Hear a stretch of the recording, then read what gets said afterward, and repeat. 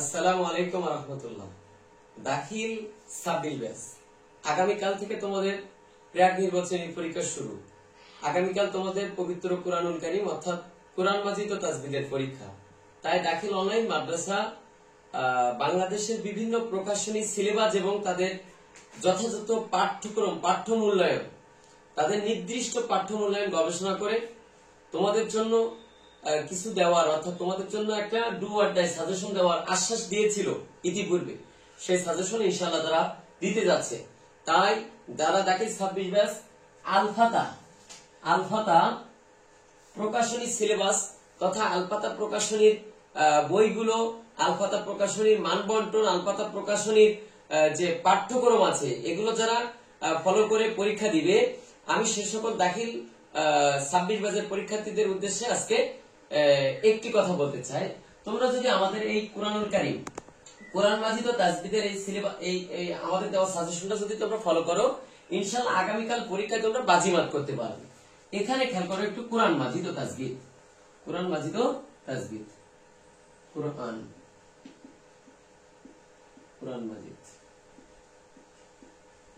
কুরআন মাজিদের সাজেশন একটু খেয়াল করো।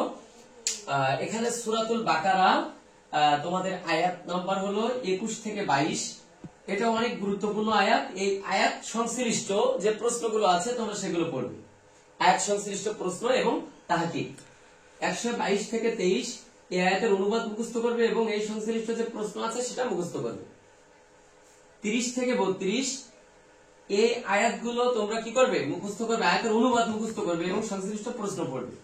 11 থেকে 16 এই আয়াতের অর্থ মুখস্থ করবে এবং সংশ্লিষ্ট প্রশ্নগুলো শেষ করবে।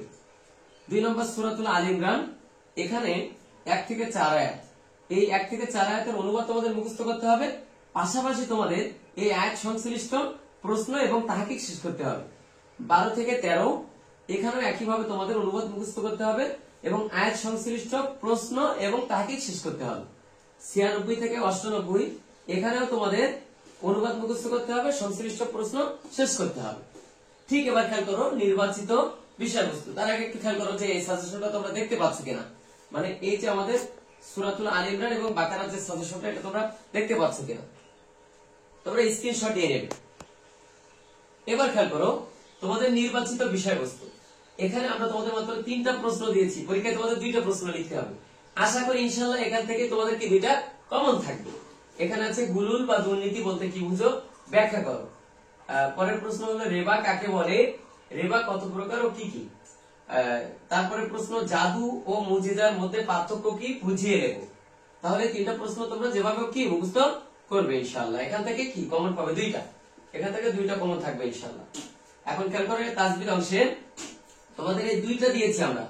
যদি আলফাতা প্রকাশনীর প্রশ্ন হয় তাহলে সেই ক্ষেত্রে বলবো তাদের আমরা যে মানে যে তাদের বিভিন্ন মডেল টেস্ট গুলো আমরা অ্যানালাইজ করে দেখলাম যে এই 2টা প্রশ্ন 4টা প্রশ্ন দেওয়া থাকবে, তার মধ্যে এই 2টা আশা করি ইনশাআল্লাহ 2টা থাকবেই থাকবে, আশা করা যায়। তোমরা নিশ্চিন্তে পড়তে পারবে 2টা। কারণ করো এখানে আছে লাহান কাকে বলে, লাহানের প্রকার সমূহ উদাহরণ সহ লিখো। নুন সাকিন ও তানবিন কত প্রকার ও কি কি, প্রত্যেক প্রকারের উদাহরণ সহ লিখো। এখন খেয়াল করো এটা তোমাদের সাজেশন, এটা একটু তোমরা স্ক্রিনশট দিয়ে নাও। এবার খেয়াল করো তোমাদের জন্য এমসিকিউ। এবার খেয়াল করো তোমাদের জন্য এমসিকিউ। এমসিকিউ তোমাদের 30টা এমসিকিউ 40টা এমসিকিউ পড়বে। আর ঠিক 40টা এমসিকিউ আমরা ইনশাআল্লাহ রাতে 50 থেকে 60টা অথবা আমরা গবেষণা করে তোমাদের জন্য যত শর্ট করে দেওয়া যায় আমরা ইনশাআল্লাহ তোমাদের এমসিকিউ লাইভ ক্লাস হবে। লাইভ ক্লাসে তোমরা যথাযথ উত্তরও দেখতে পাবে, প্রশ্নও দেখতে পাবে ইনশাআল্লাহ। এজন্য আর দেরি না করে দাখিল অনলাইন মাদ্রাসার পেজে যুক্ত হয়ে যাও। আজ রাতে ইনশাআল্লাহ রাত 9:30টার পরে আমরা লাইভে আসবো। বেশি সময় নিব না, 40টা এমসিকিউ আমরা হয়তো 50 মিনিট সময় নিব ইনশাআল্লাহ। তার মধ্যে আমরা কি সমাধান করে দেব। আগামীকালকে পরীক্ষায় তোমরা অনেক ভালো কিছু করতে পারবে। যারা এখনো পর্যন্ত দাখিল অনলাইন মাদ্রাসার পেজে যুক্ত হওনি তোমাদের বন্ধুদেরকে মেনশন করে আমাদের দাখিল অনলাইন মাদ্রাসার পেজে যুক্ত হয়ে যাও ইনশাআল্লাহ। পরবর্তী দিন থেকে এমন এর চেয়ে আরো short do or die suggestion তোমরা পাবে। আশা করি দাখিল অনলাইন মাদ্রাসার এই দাখিল 26 ব্যাচের সাথে সদা সর্বদা আছে এবং পরীক্ষার আগ পর্যন্ত থাকবে।